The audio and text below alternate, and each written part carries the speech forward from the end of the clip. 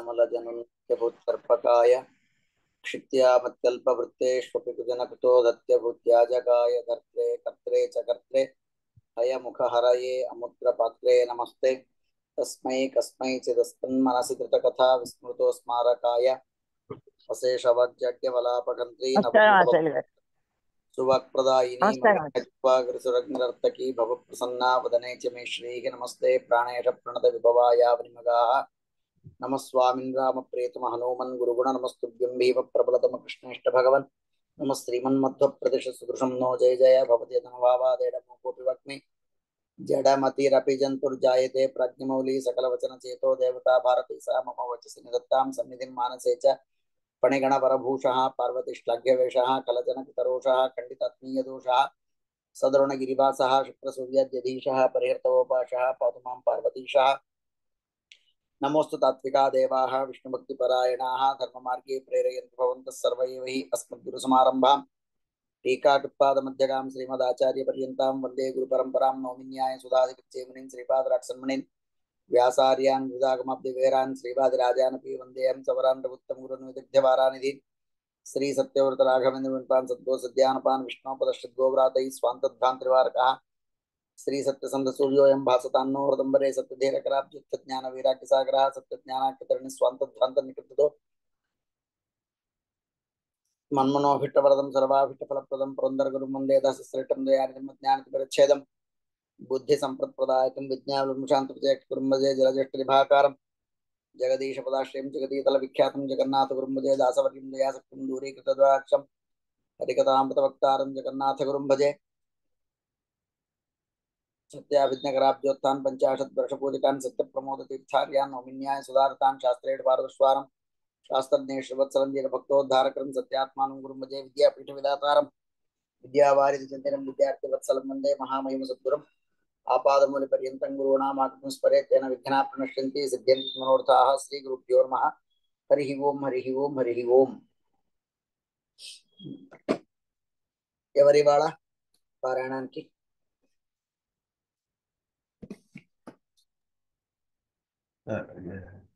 జయ గారు ఎవరు నమస్కారం నమస్కారం ఆచార్య నమస్కారం జయ గారు. నమస్కారం ఓకే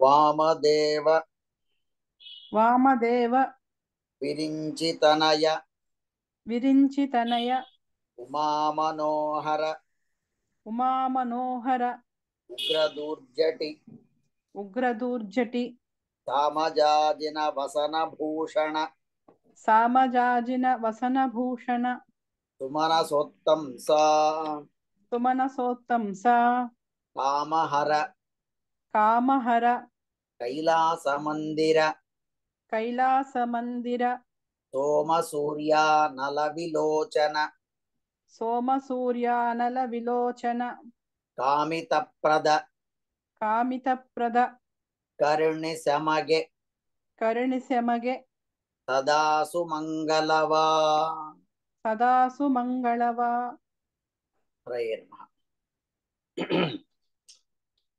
శ్రీ జగన్నాథదాసుల వారు మహరుద్రదేవుల వారిని చాలా సుందరమైనటువంటి ఉత్తమ పదాలతో స్తోత్రం చేస్తున్నారు వారిని.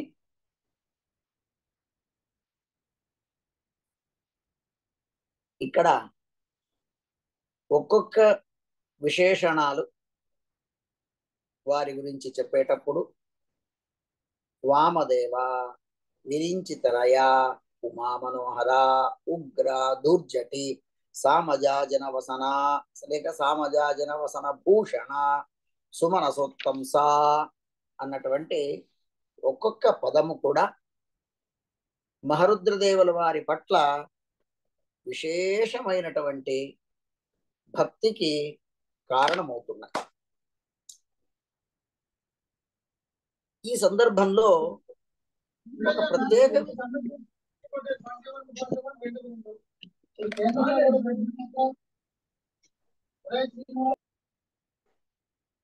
ప్రత్యేక విషయాన్ని మనం ఈ సందర్భంలో మనం ఒకటి తెలుసుకోవాలి.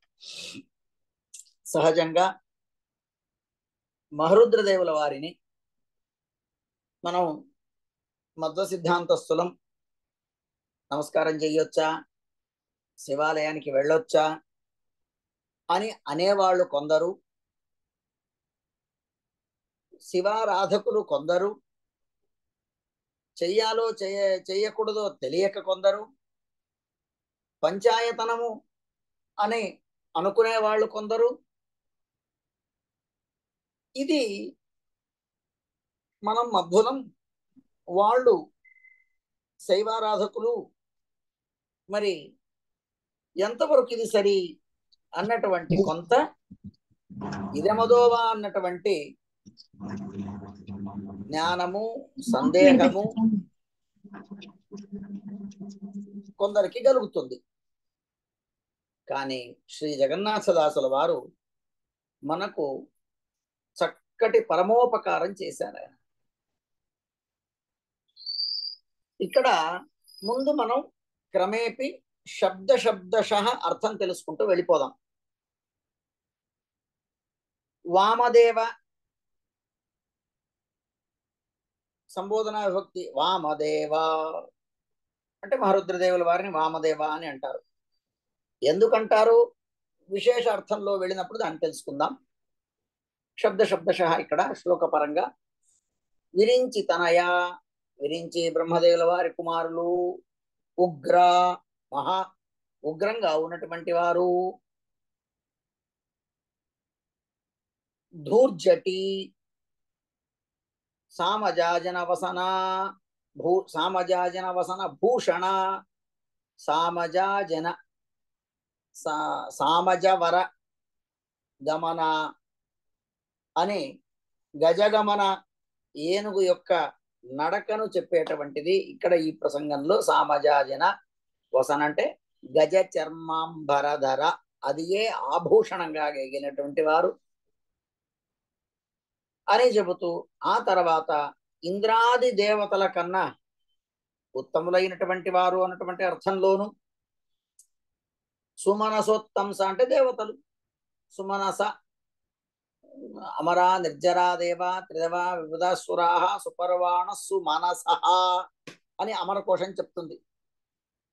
సుమనస అంటే దేవతలు, వారిలో ఉత్తములైనటువంటి వారు అంటే ఏ దేవతలు అక్కడ అంటే ఇప్పటిదాకా మీకు తారతమ్యోక్తంగా చెప్పింది ఎక్కడెక్కడి నుంచి? బ్రహ్మదేవుల వారు, వాయుదేవుల వారు, వాణి లేక భారతి, వాళ్ళ యొక్క తారతమ్యం అయిపోయింది. అంటే ఇంకా దానికి మొదట్లో లక్ష్మీదేవి అని అనుకుందాం. వారి తదనంతరం వచ్చినటువంటి దేవత కావున వీరి కింద స్థాయికి ఉన్నటువంటి దేవతలకెల్లరికీ ఉత్తములు అన్నటువంటి భావనలో సోమసూర్య కామహర మన్మథుణ్ణి భస్మం చేసినటువంటి వాడు, కైలాసంలో నివాసం చేస్తున్నటువంటి వారు, 3 నయనాలు కళ్ళు ఉన్నటువంటి వారు, అక్కడ సూర్య చంద్ర అగ్ని వారే ఆ కళ్ళల్లో ఉన్నటువంటి వారు, కామితప్రద తన భక్తులు కోరిన కోరికలను నెరవేర్చేటువంటి వారు, నీవు ఎల్ల వేళలా నాకు మంగళాన్ని చేకూర్చు అని ఆ రుద్రదేవుల వారిని సాధారణంగా ఆ వాక్యంలో ఉన్నటువంటి అర్థ పదాలకు మనం అర్థం తెలుసుకున్నాం. కొంత విశేష వ్యాఖ్యానంలోకి మనము వెళదాం.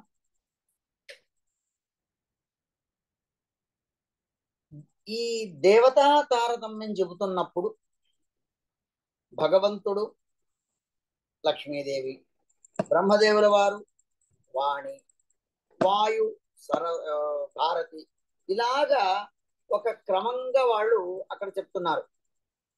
అంటే పరస్పరంగా స్త్రీ పురుషుల అంటే లక్ష్మీనారాయణ శివ పార్వతిని అలాగ ఒక దంపతులుగా మనం చెబుతూ వస్తామో ఆ క్రమంగా ఇక్కడ చెబుతూ వచ్చినప్పుడు ఈ స్త్రీ పురుష దేవతలు ఎవరైతే పూర్వంలో చెప్పబడి ఉన్నారో వారందరి తర్వాత తదుపరి చెప్పబోయేటువంటి ఇంకా కొందరు దేవతలు ఉన్నారు, వారందరికీ ఉత్తమోత్తములైనటువంటి వారు. ఈ మహరుద్రదేవుల వారి గురించి స్తోత్రం చేస్తూ వీరు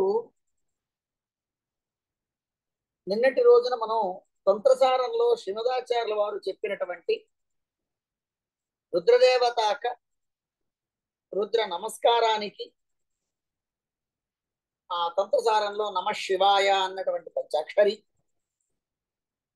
వాటి గురించి మనం అంటే శ్రీమదాచార్యుల వారు నేను ఇవాళ ఈ వ్యాఖ్యానం ప్రారంభించేటప్పుడు రుద్రదేవుల వారికి నమస్కారం చెయ్యాలా వద్దా అన్నటువంటి దాంతో ప్రారంభం చేసుకున్నాం. తంత్రసారంలోనే శ్రీమదాచార్యుల వారు మనకు సెలవిచ్చారు కావున ఆ రుద్రదేవుల వారిని మీరు ఆరాధన చేయండి అని ధ్యేయ పంచముఖో రుద్ర అని తంత్రసారంలో శ్రీమదాచార్యుల వారు చెప్పి ఉన్నారు కావున మనకన్నా ఉత్తమోత్తములైనటువంటి ఆ మహరుద్రదేవుల వారిని మనమెల్లరం కూడా స్తోత్రం చేయాల్సిందే. ఎందుకు అని అంటే రుద్రదేవుల వారు కూడా మనకు అత్యంత అత్యంత ఉత్తమోత్తములైనటువంటి దేవుడు. వారి అనుగ్రహం చేత మన మనస్సు ఏకాగ్ర చిత్తంగా ఉండి భగవంతుడి పట్ల ఆరాధనకు అది అనుకూలంగా ఉండి భక్తిని అభివృద్ధి చేయటానికి కారకమై ఆ భక్తి ద్వారా జ్ఞానము వైరాగ్యము మోక్షాది సాధన పరంపరయ భగవత్ అనుగ్రహము భగవత్ ప్రసాదము మోక్ష ప్రాప్తి ఇత్యాది విషయాలు. ఈ రుద్రదేవుల వారు ఈయనను నిన్నటి శ్లోకంలో మనం వామదేవాయ నమో జ్యేష్ఠాయ నమ శ్రేష్ఠాయ అన్నటువంటి కొన్ని ఉపనిషత్ వాక్యాల్లో వారిని మనం తెలుసుకున్నాం. ఈ వామదేవ అని అంటే వామాచారము, వామాచారాలు, వామాచారం అంటే అందరికీ తెలిసినటువంటిదే. భిన్నమైన ఆచారం అంటే ఏదైతే ఒక క్రమబద్ధంగా ఉందో ఆ క్రమానికి విరుద్ధంగా ఉన్నటువంటిది. ఈ వామాచారములో కొన్ని చెయ్యనటువంటివి, కొన్ని మన నిత్య వ్యవహారంలో చెయ్యనటువంటివి కొన్ని ఉన్నాయి. కొన్ని కొన్ని పేర్లనే మనం స్మరిస్తేనే అశుభము అని చెప్పేటువంటివి ఉన్నాయి. కొన్ని వస్తువులు ముట్టుకుంటేనే అపవిత్రమని చెప్పేటువంటివి ఉన్నాయి. కానీ ఈ మహరుద్రదేవుల వారు వాటన్నింటినీ చేసేశారు. శ్మశానము పరమ అపవిత్రం. ఆ పదం కొందరు రాత్రిపూట ఇళ్లలో వాడరాదండి అని కొందరు అంటుంటారు. సరే, అది భయ కారణమో ఇంకో కారణమో అపశకునమనో అశుభమనో ఏదో ఒకటి.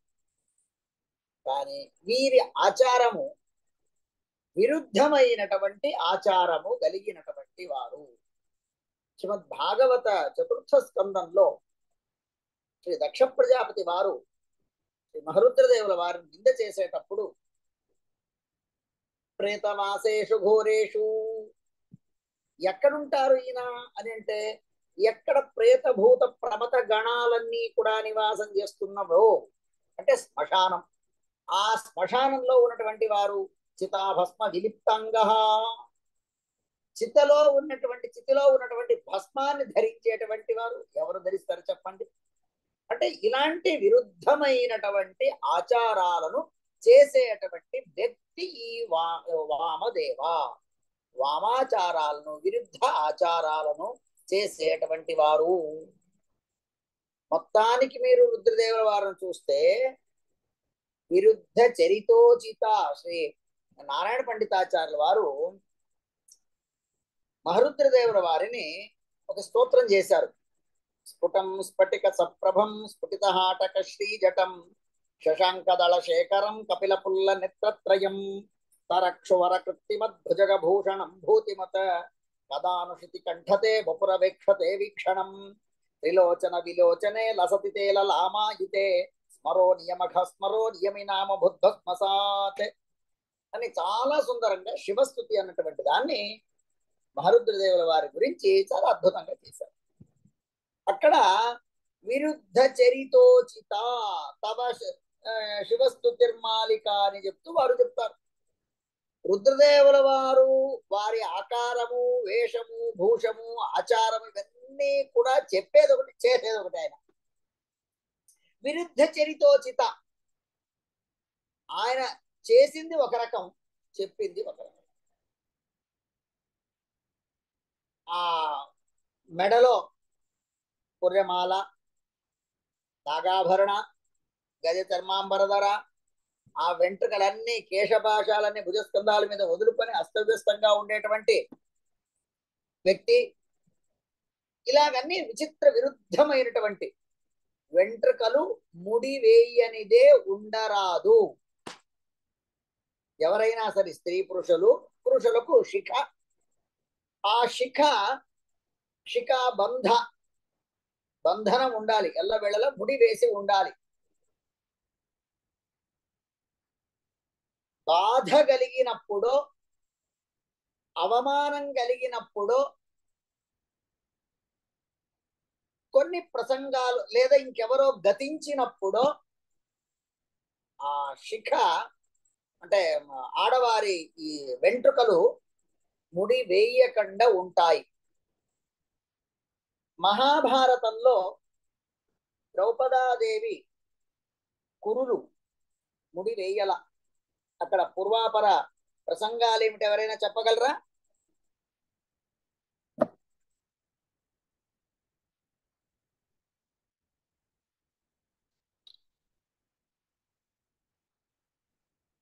జై శ్రీరామ్.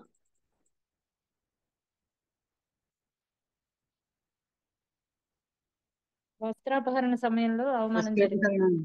అమ్మా, ద్రౌపది వస్త్రాపహరణ సమయంలో ఆవిడికి జరిగిన అవమానానికి అప్పుడు ఆ ప్రసంగం కూడా సభలో రానటువంటి రోజులు. అంటే ఇవాళ ముడి వేసుకోకుండా ఉండేటువంటి సంప్రదాయాలు ఎక్కువ. ఎవరైనా గతించినప్పుడు కూడా ముక్తకేశాః గచ్చేయుః అని ఒక వాక్యం ఉంది, మీమాంసా శాస్త్రం చెబుతుంది. ఈ మైల వచ్చినప్పుడు ధర్మోదకాలతో ఇతరత్ర వెళ్ళినప్పుడు, అక్కడ స్నానాలు చేసి వచ్చేటప్పుడు ఆ కురులన్నీ కూడా అలాగే వదిలేసుకొని రావడం. అలాగే వదిలేస్తే దాంట్లో ఈ రుద్రదేవుల వారి ప్రమథ గణానికి స్థానం అట. వాళ్ళందరూ ఇక్కడ నివాసం చేయటానికి. రెండోది, మనం చేసినటువంటి పాపాలు వాటికి ఏమైనా ఒక కేంద్రం ఉంది, ఒక స్థానం ఉంది అంటే అవి వెంట్రుకలే. అందుకనే పూజా సందర్భాల్లో, పూజా వస్తువులలో ఆ వెంట్రుక వస్తే అది మైల, అపవిత్రమని చేయి కడుక్కోవడం ఇత్యాది చేస్తారు. అలాగ కురులు ముడి వేయకుండా ఉండరాదు. స్త్రీ పురుషులు ఇరువురు, వీరికి ఉన్నటువంటి శిఖ కానీ వారికి ఉన్నటువంటి వేణి కానీ, అలా అనేక నియమాలు, ప్రమాణాలు ఉన్నాయి. సరి, ఏదైతేనేమి రుద్రదేవుల వారి యొక్క కొన్ని ఈ విచిత్రమైనటువంటి ఆచారాలు విశిష్టంగా మనకు కనిపిస్తాయి. వారు పైన చేస్తున్నటువంటిది ఒక రకము, అంతర్ముఖంగా మరొక రకము. తనే ఇన్ని రకాలుగా ఇంత వ్యవహారాలు చేసినటువంటి వారు పరమ ఉత్తమోత్తమైనటువంటి తారక మంత్రాన్ని, రామ తారక మంత్రాన్ని తన పత్నికి బోధించినటువంటి వారు, ఆ పత్ని ముఖాంతరంగా యావత్ ప్రపంచానికి ఉపదేశం చేసినటువంటి వారు మహరుద్రదేవుల వారు.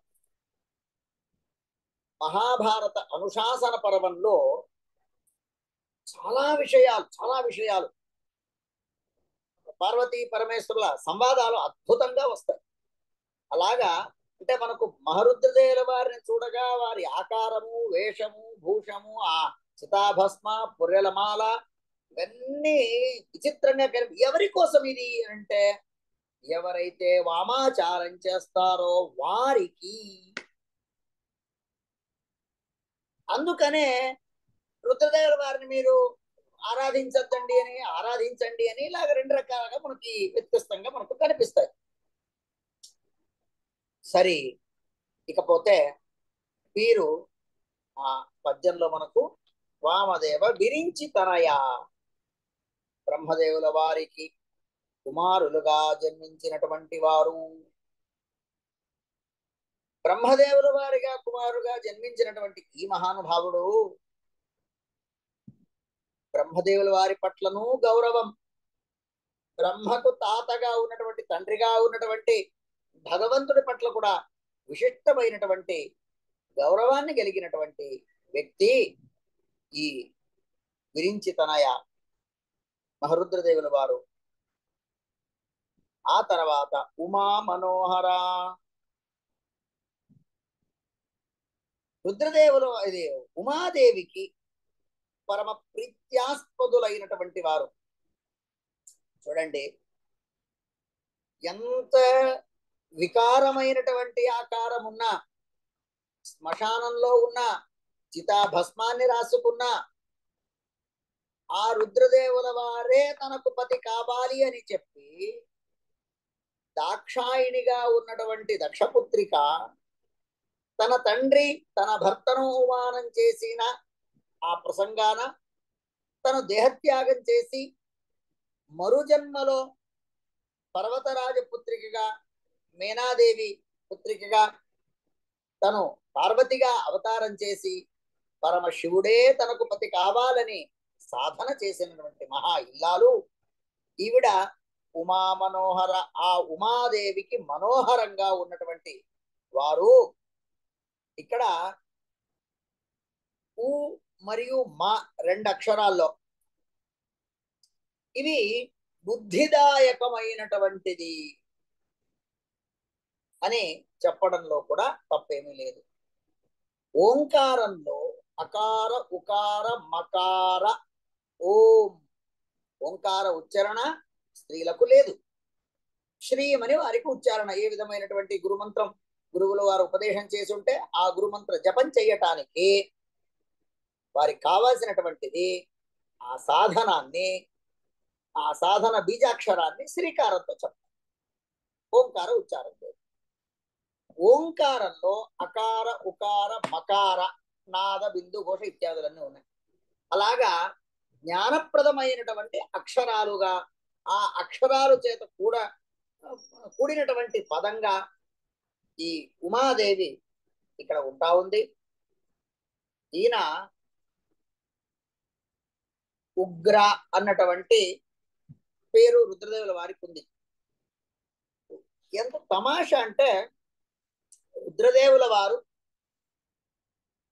ఎంత తొందరగా కోపపడతారో అంతే తొందరగా సంతోషిస్తారు.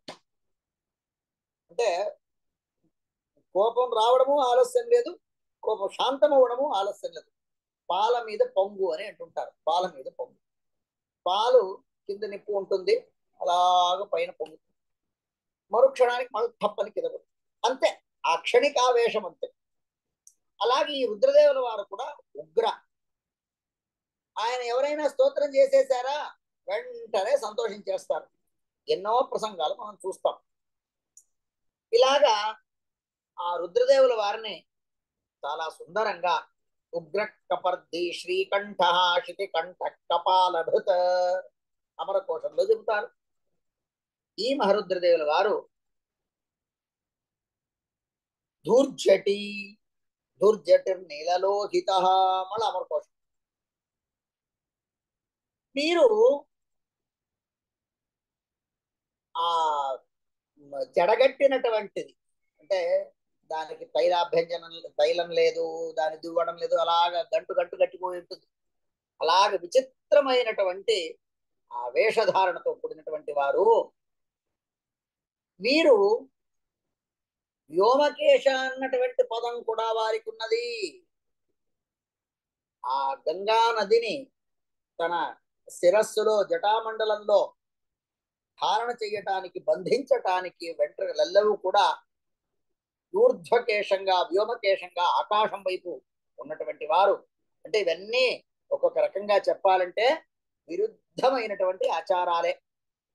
ఇవన్నీ కూడా ఆయనకు దోషాపాదన అంటే కాదు, ఇవన్నీ కూడా వారిలో గుణాలే అని మనం చెబుతూ, ఆ తర్వాత సామజాజన వసనభూషణ ఆ గజ చర్మాన్ని ధారణ చేసినటువంటి వారు.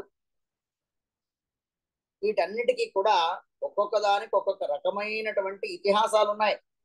ఆయన గజ చర్మాంబర ఎందుకయ్యారు, నంది వాహన ఎందుకయ్యారు, ప్రమథపతి ఎందుకయ్యారు, భూతనాథ ఎందుకయ్యారు, ఇవన్నీ కూడా మహాభారతంలో మనకు దొరుకుతాయి.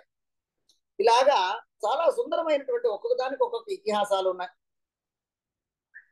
ఇక్కడ ఆ రుద్రదేవుల వారు గజ చర్మాంబరధరుడై సుమనసోత్తంస దేవతలెల్లరిలోనూ కూడా, అంటే ఈ కింద స్థాయిలో ఉన్నటువంటి ఇంద్రాది దేవతలెల్లరి కూడా ఉత్తములుగా ఉండి వారు జ్ఞానప్రదులైనటువంటి వారు, ఉత్తమమైనటువంటి జ్ఞానాన్ని ఇచ్చేటువంటి వారు. రుద్రదేవుల వారు జ్ఞానాన్ని ఇచ్చేది ఏమిటండి అని అంటే, శ్రీమద్ భాగవత ద్వితీయ స్కందం ప్రసంగంలో ఒక్కొక్క దేవత నుండి ఒక్కొక్క వరాన్ని మీరు పొందండి, మీ అభిలాషలు ఏవైనా ఉన్నాయి అని అంటే, అన్నం కావాలి అదితిని అనగండి, రూపం కావాలి గంధర్వులను అడగండి, ఇది అప్సరాస్త్రీలను అడగండి, గానశక్తి కావాలి గంధర్వులను అడగండి, ప్రజాపతి సంతతి కావాలి ప్రజాపతిని అడగండి, ఇలాగ ఒక్కొక్క దేవత గురించి చెబుతూ విద్యా కామస్తు గిరీశం, మీకు విద్య కావాలి రుద్రదేవుల వారిని అడగండి అని శ్రీమద్ భాగవతం మనకు సెలవిచ్చింది. అందుకనే తెలుగు ప్రాంతాల్లో పిల్లలకు అక్షరాభ్యాసం చేయించేటువంటి క్రమంలో ఏం రాయించుంటారండి? పూర్వకాలంలో అక్షరాభ్యాసం చేసినటువంటి వారు ఆనాడు అక్షరాభ్యాసంలో ఏ పదాన్ని మనకు రాయించి ఉంటారు, దిద్దుంటారు? చెప్పండి చూద్దాం.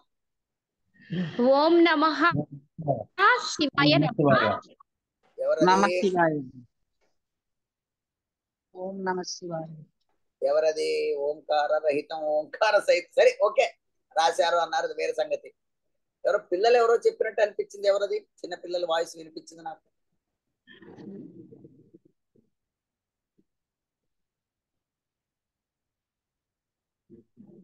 ఎవరున్నారా?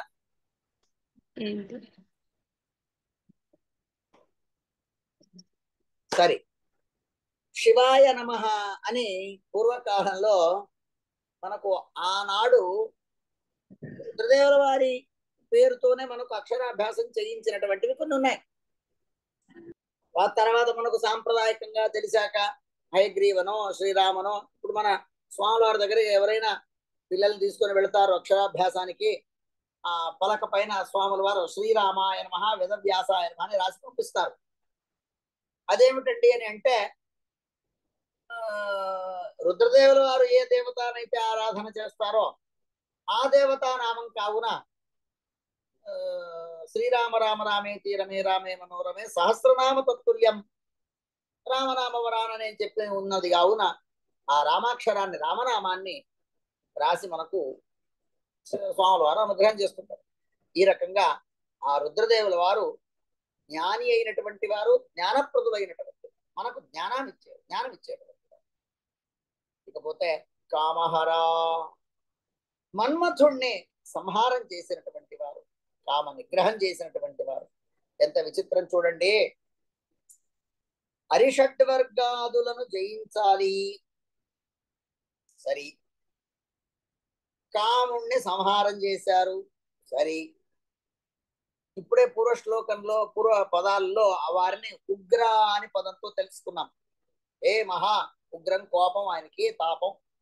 కానీ ఏ మన్మథుణ్ణి అయితే స్వయం మహారుద్రదేవుల వారే తన మూడో కంటితో దహనం చేశారో, కాల్చేశారో, ఆ మన్మథుని భార్య రతీదేవి వచ్చి ప్రాధేయపడగా మరలా అనుగ్రహం చేశారు.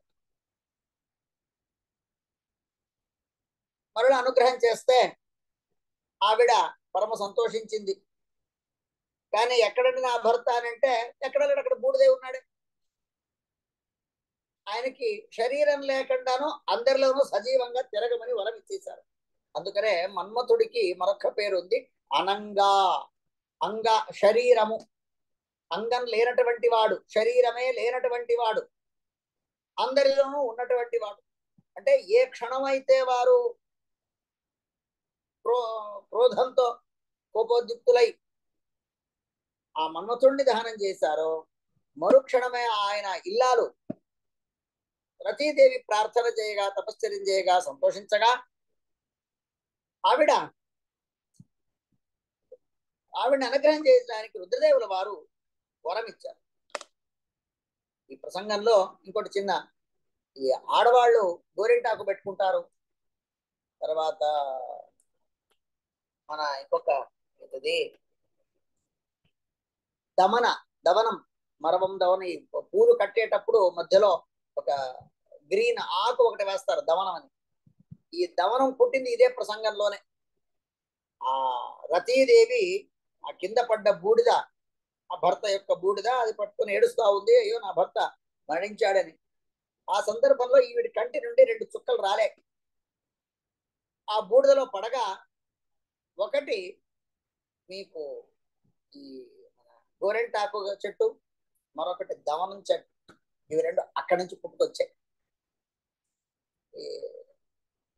రతీదేవి దుఃఖాశ్రువులు నయనం, ఆ నయన బిందువులు 2 చుక్కలు పడగా దాని నుంచి ఇది ఉద్భవించి దాన్ని దేవుడికి దవనం పత్రం సమర్పిస్తారు.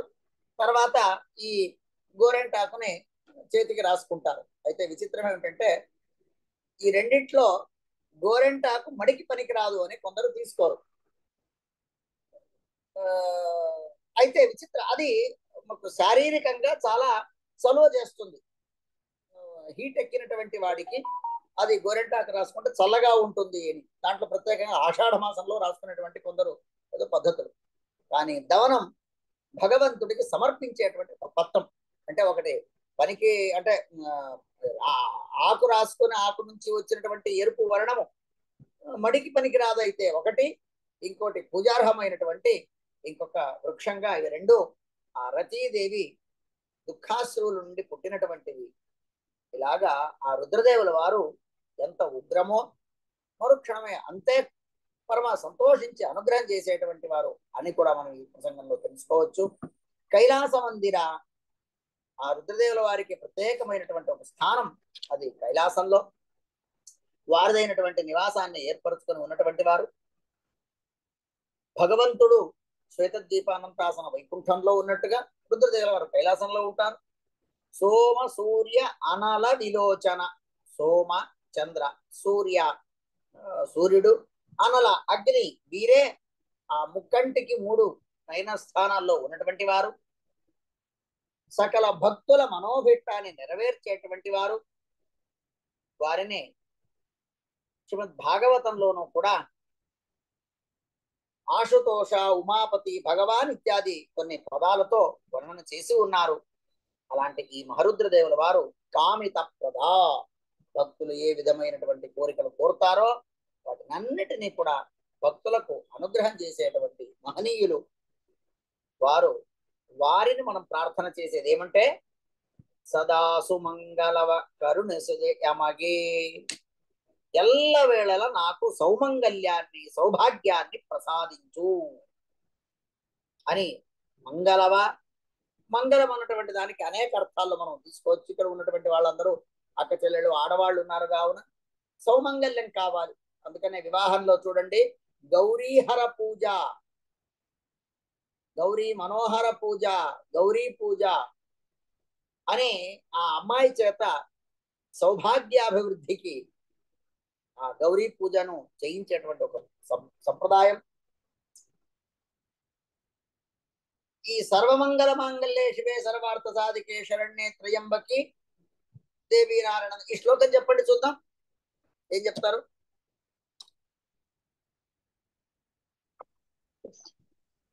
సర్వమంగళ మంగళ గారు సర్వమంగళ మాంగళ్యే శివే ఒకళ్ళు చెప్పండి, ముందు గాయత్రి గారు చెప్పండి.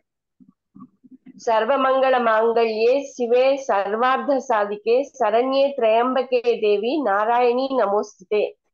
ఎవరు అప్పలి వారు చెప్పారు కదా, వాళ్ళు చెప్పండి. నెక్స్ట్. సర్వమంగళ మాంగళ్యే శివే సర్వార్థ సాధికే శరణ్యే త్రయంబకే గౌరీ నారాయణి నమోస్తుతే. ఏంటి మీరిద్దరిలో తేడా చెప్పారు చెప్పండి చూద్దాం. మీరిద్దరు ఒక్కొక్కరు ఒక రకంగా చెప్పారు. నేను గౌరీ అని చెప్పానండి. ఆ, గురుగారు గౌరీ అని చెప్పాను నేను. మరి ఆవిడేం చెప్పారు గాయత్రి గారు? నారాయణి అని చెప్పాను. నారాయణి అంటే నారాయణి యొక్క చెల్లెలు కూడా వస్తుంది. గౌరీదేవి చెల్లెలు కూడా అంటారని నాకు తెలిసినంత వరకు అనుకుంటున్నాను. ఏంటి ఇక్కడ గౌరీనా దేవీనా? అన్నీ ఒకటే గురుగారు, అందరూ ఆవిడే.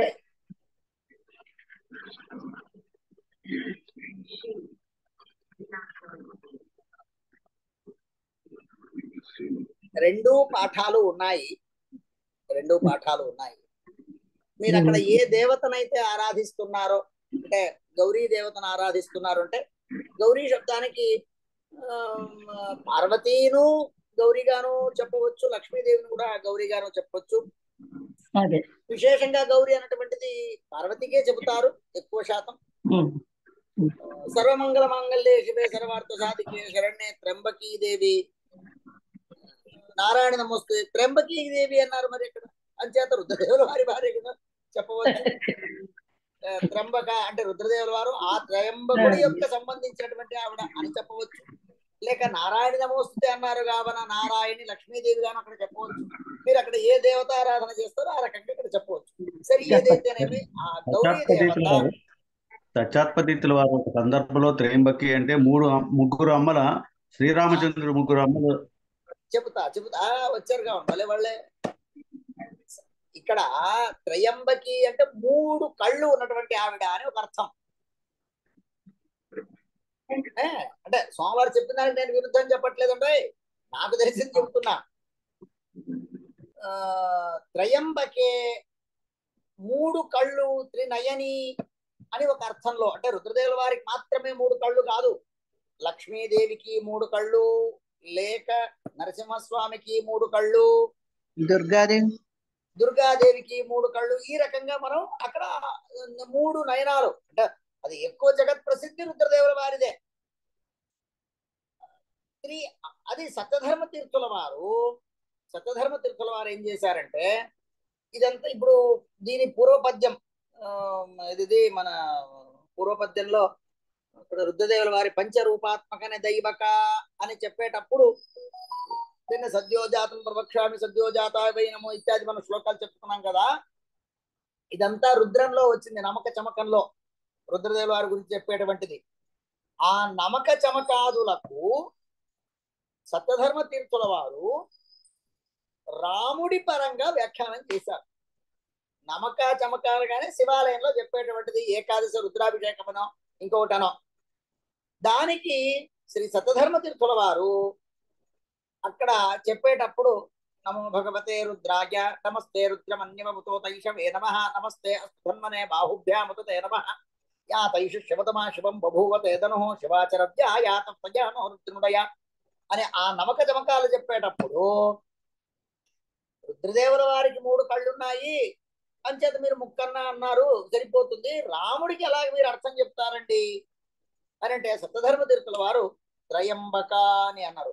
అంబ అంటే తల్లి, త్రీ అంబా యస్య సహ అంబాహ యస్య సహ, 3 ముగ్గురు తల్లులు ఎవరికైతే ఉన్నారో ఆయన నరసింహస్వామికి లేరు, ఆయనకు అసలు తల్లిదండ్రులే లేరు, స్తంభం నుండి వచ్చినటువంటి వారు.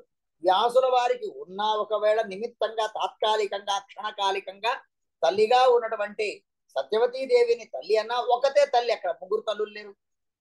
ఇకపోతే వేరే ఏ అవతారం తీసుకున్నా కూడా ఒక తల్లి 3 పిల్లలు, దత్తాత్రేయుడు అనసూయాదేవికి 3 పిల్లలు, అలాగా 3 తల్లులు ఉన్నటువంటి వ్యక్తులు లేరు, ఒక్క రాముడికే చదువుతుంది. అంచేత త్రీ అంబా ఎస్ అంబాహ ఎస్య సహ, ముగ్గురు తల్లులు ఉన్నటువంటి వ్యక్తి రాముడు అన్నటువంటి దాన్ని శ్రీ సత్యధర్మ తీర్థుల వారు వ్యాఖ్యానం చేశారు. మహాభారత తాత్పర్య నిర్ణయంలోనూ కూడా 2-3 ప్రసంగాల్లో దీన్నే వ్యాఖ్యానం చెప్తారు. దాన్ని మనకు స్వాముల వారు పరమాశీర్వచన రూపంగా ఇంకా నాకన్నా అద్భుతంగా 1000 రెట్ల అద్భుతంగా సుందరంగా స్వాముల వారు మనకు తెలియజేశారు. చేత ఇక్కడ రుద్రదేవుల వారి ప్రసంగం వచ్చినప్పుడు అనేక అర్థాలు ఉన్నాయి. ఈ ప్రకారంగా 3 కళ్ళు కలిగినటువంటి ఈ ముక్కంటి ఆయన మనకు సదా సుమంగళవ, ఎల్ల కాలంలో ఎల్ల వేళల ఆ సుమంగళి స్త్రీలందరికీ కూడా సౌభాగ్యాన్ని సౌమంగళ్యాన్ని అభివృద్ధి చేయాలి. లేక దీన్ని ఆడవాళ్ళు లేదా మగవాళ్ళు ఇంకొక రూపంగా చెప్పుకునే అర్థంలో సుమంగళవ, మంచి మంగళం అంటే జ్ఞానము, జ్ఞానాన్ని మనకు ప్రసాదించని, అమంగళాన్ని పరిహారం చేయని, తను అమంగళమైనటువంటి స్థలము, అమంగళమైనటువంటి వస్తువులు, అమంగళమైనటువంటివన్నీ ఆయన శరీరం నిండా ఉన్నప్పటికీ కూడా వ్యవహారం అంతా అమంగళకరంగా కనిపించిన శ్రీమద్ భాగవతంలో దక్ష ప్రజాపతి చెప్పినట్టుగా శివాపదేశో అశివ, నీవు పేరుకు మాత్రమే శివ. శివ అంటే మంగళ అని అర్థం. శివం శివం శివం అని అంటారు, అంటే మంగళం మంగళం మంగళం అని అంటారు. నీవు పేరుకు మాత్రమే శివ, అశివ నీవు, అమంగళ నీవు అని దక్ష ప్రజాపతి రుద్రదేవుల వారిని నింద చేస్తాడు 4వ స్కంద భాగవతంలో. అంచేత ఆయన నింద చేసినట్టుగా రుద్రదేవుల వారు అశివ కాదు, అమంగళ కాదు. ఇదే భాగవతంలోనే 3వ స్కంద ప్రసంగంలో కపిలనామక భగవంతుడు తన తల్లికి తత్వోపదేశం చేసేటప్పుడు ఆ ప్రసంగంలో భగవద్ ధ్యానం గురించి చెప్తున్నప్పుడు సంచింతయద్ భగవత చరణార విందం వజ్రాంకుశధ్వజ సరోలుహరాంచనాట్యం పుత్తుంగరక్తబల సన్నకచక్రబాల జ్యోత్స్నాభిరాగత మహదృదయాంధకారం అని భగవద్ ధ్యానం చెప్పేటప్పుడు ఆ భగవంతుడి పాద పద్మం నుండి బ్రహ్మాండం అవతల ఉన్నటువంటి నీరు లోపలికి దుముకగా బ్రహ్మదేవుల వారు కమండలంలో ధారణం చేయగా రుద్రదేవుల వారు ఆ జలాన్ని తన తలపైన ధరించినందుకు యక్షౌష నిస్త్రిత సరిత్ ప్రవరోదకేన తీర్థేన మూర్ధ్ని ఆదిధృతేన శివ శివోభూత్. యక్షౌష నిస్త్రిత సరిత్ ప్రవరోదకేన, ఉదకేన ఆ ప్రవాహంగా వస్తున్నటువంటి నీటిని ఆ రుద్రదేవుల వారు తలపైన ధారణ చేసినందువలన శివ శివోభూత్, శివుడు శివుడయ్యాడు అని అన్నారు. అక్కడ శివుడు శివుడు అవ్వడం ఏంటంటే శివుడు శివుడే కదా అని అంటే అమంగళకర అని ఏదైతే దక్ష ప్రజాపతి నింద చేస్తాడో ఆ అమంగళకరత్వం రుద్రదేవుల వారికి వర్తించదు. భగవత్ పాదోదకాన్ని గంగా జలాన్ని నెత్తిన ధారణం చేసినందువలన అని చెప్తూ ఆ మంగళకరుడైనటువంటి మహరుద్రదేవుల వారు మనెల్లరికీ కూడా సదా సుమంగళవ కరుణిసు, ఎల్ల వేళల మనకు మాంగళ్యాన్ని సౌభాగ్యాన్ని జ్ఞానాన్ని ప్రసాదించని అని రుద్రదేవుల వారి పట్ల శ్రీ జగన్నాథదాసుల వారు పరమ సుందరంగా అనేక విశేషణాలతో వారిని వర్ణన చేశారు. హరయే నమః. శ్రీకృష్ణార్పణమస్తు. జై శ్రీరామ్.